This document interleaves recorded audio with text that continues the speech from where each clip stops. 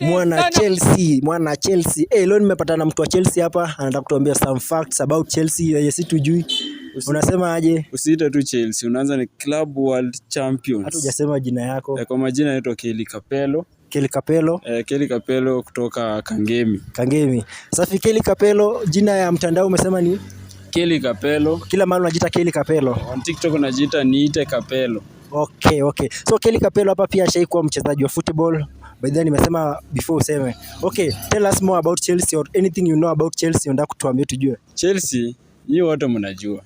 Chelsea hakuna kikombe hatuna. Hiyo ni kitu ya kwanza. Sio kila mtu anajua, ningekuwa najua singekuuliza. Kila mtu anajua dunia mzima. Wewe kama hujui ni yako. Lakini dunia mzima kila mtu anajua Chelsea iko na vikombe. Hata ingekuwa tu KPL ya Kenya. Tungekuwa tuko naye, tungekuwa na participate zote yani. Kwa shamba tena wanasema zombo tote. Unasema Chelsea iko na vikombe zote. Iko na zombo tote. Sasa huyu kijana na approve, alafu nimeona mmefanya signing ya manager. Mmesema mambo ni hapa. Nakwambia next season. Yes. Next season. Kwanza umeona Grand Shaka. Chelsea imesign Grand Shaka, kuna Caicedo, kuna Palma, kuna Enzo Fernandez. Acha kusuda Palma ukua, Palma kumona. Don't want peace. I want problems. Grand Shaka ameleta support.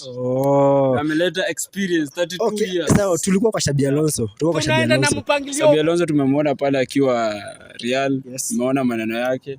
Na ni legend, anaelewa hii maneno.